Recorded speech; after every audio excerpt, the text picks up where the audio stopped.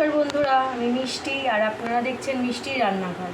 তো আজকে আমি বানাবো হচ্ছে বোয়াল মাছের তেল ঝাল। বেশ ঝাল ঝাল করে লাল লাল করে বানাবো। তো তার জন্য আমি 2 টুকরো বোয়াল মাছ নিয়েছি। এটা পরিষ্কার করে ধুয়ে এর মধ্যে নুন হলুদ আমি মাখিয়ে রেখেছি।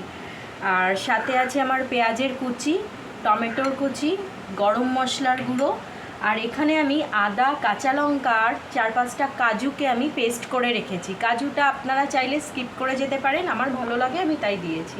আর ফোড়নের জন্য আমি ব্যবহার করব একটা তেজপাতা, 2টো শুকনো লঙ্কা গোটা আর একটু সাদা জিরে। ব্যাস, চলুন বানাই।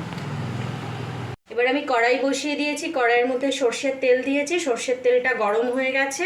এবার মাছগুলো আমি ভেজে নেব। এই মাছটা ভীষণ ফাটে, খুব আস্তে আস্তে সাবধানে করতে হবে। তো সর্ষের তেলটা আমার ভালোই গরম হয়ে গেছে, এবার আস্তে করে মাছগুলো দিয়ে দেবো।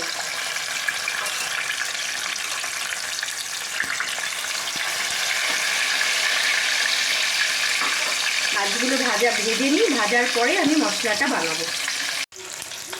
যেমন মাছ ভাজা হয়ে গেছে, এরকম লাল লাল করে ভেজে নিয়েছি। এবার মাছগুলোকে আমি তুলে নিলাম। এই তেলের মধ্যেই আমি একটা তেজপাতা, কিছুটা সাদা জিরে আর গোটা শুকনো লঙ্কা ফোড়ন দিলাম।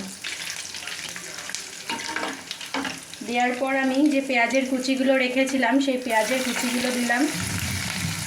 আচ্ছা, এখানে একটা কথা বলার আছে, সেটা হচ্ছে নুন, হলুদ আর শুকনো লঙ্কার গুঁড়ো, এগুলো তো বেসিক মশলা, এগুলো সব রান্নাতেই লাগে।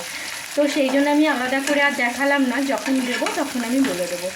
আর আমার পরিমাণ আর আপনাদের পরিমাণ তো নিশ্চয়ই আলাদা হবে। এটা নিজের মানে কতটা পরিমাণে রান্না হচ্ছে সেটা হিসাবে আর কি আমরা ইউজ করব। তো আমার এখানে পেঁয়াজটা ভাজতে দিয়ে দিয়েছি। এবার আমি এর মধ্যে 2-4 দানা চিনি দেবো। এই যে সামান্য একটু, জাস্ট 2-4 দানা একটু চিনি দিলাম।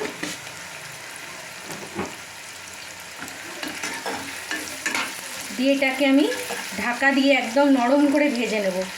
গ্যাসের ফ্লেমটা কমিয়ে দেবো, কারণ নাহলে পেঁয়াজটা পুড়ে যাবে। একদম কমিয়ে আস্তে করে ঢাকা দিয়ে নরম করে ভেজে নেব। যে পেঁয়াজটা আমার এরকম ভাজা হয়ে গেছে, এবার এর মধ্যে আমি একটু হলুদের গুঁড়ো দেব। এই যে হলুদের গুঁড়ো,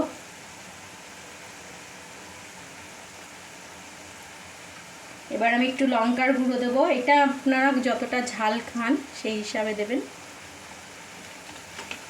ভালো করে মিশিয়ে নেব।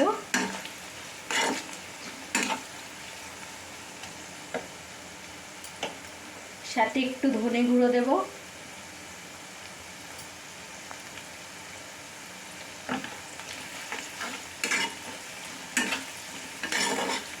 ভালো করে মেশানো হয়ে গেলে এর মধ্যে আমি টমেটোর কুচিগুলো যেটা রেখেছিলাম সেই টমেটোর কুচিগুলো দিয়ে দিলাম।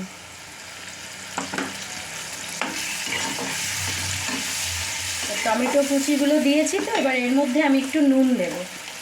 নুনটা দিলে কি টমেটোগুলো নরম হবে।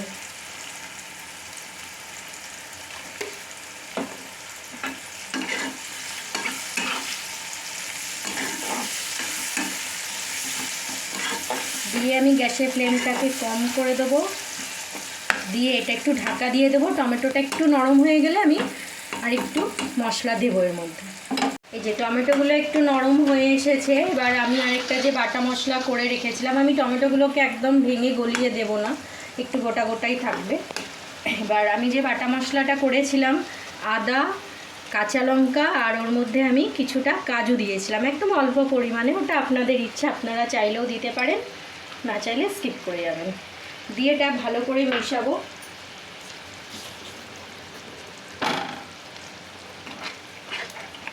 দেখুন কালারটা কি সুন্দর এসেছে। এবার এই মশলাটাকে আমি একটু ঢাকা দিয়ে একদম কম করে দেবো। গ্যাসের ফ্লেমটাকে দিয়ে আস্তে আস্তে আমি এটাকে কষিয়ে নেব। এটা কষানো হয়ে গেলেই আমার মাছ অলমোস্ট রেডি হয়ে যাবে। এবার দেখুন আমার মশলাটা একদম কষানো হয়ে গেছে, পুরো তেল ছেড়ে দিয়েছে মশলার থেকে। মশলাটা সুন্দরভাবে কষানো হয়ে গেছে। এবার আমি মাছগুলো দিয়ে দেবো।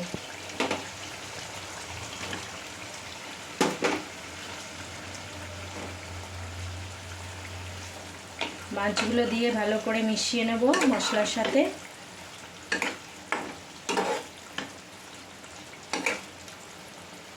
এবার আমি একটু গরম মশলা দেব,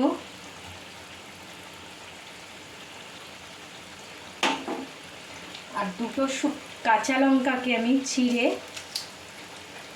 দেব। আর আমি একটু সামান্য গরম জল দেব, একদম সামান্য।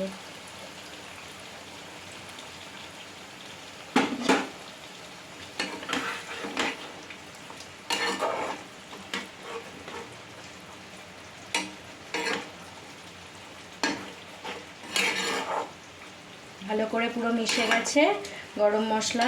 এবার একটু মাছের সাথে একটু মাছটা এই ঝোলের মধ্যে একটু ফুটবে, তারপরে আমি নামিয়ে নেব। এই যে দেখুন ফুটছে, কিছুক্ষণ এটা ফুটবে। ফোটার পর আমি উপর দিয়ে সামান্য একটু ঘি দেব। যে ফুটছে, আমার মাছ রেডি, আমি বন্ধ করে দিলাম। এবার 5 মিনিট এটা রেস্টে থাকবে, তারপর আমি সার্ভ করব। আচ্ছা, আজকে তাহলে আমার বোয়াল মাছের তেল ঝাল রেডি হয়ে গেছে। গরম ভাতের সাথে এটা ভীষণ ভালো লাগে খেতে, আপনারা বানিয়ে খান। আমার রেসিপিটা যদি আপনাদের ভালো লাগে কমেন্ট করুন, শেয়ার করুন, আর আপনি আমার চ্যানেলটা মিষ্টির রান্নাঘরকে সাবস্ক্রাইব করুন। আর প্লিজ কমেন্টে জানাবেন কেমন হলো। আর নেক্সট আবার আরেকটা নতুন রেসিপি, আরেকটা নতুন ভিডিও নিয়ে আপনাদের সাথে দেখা হবে।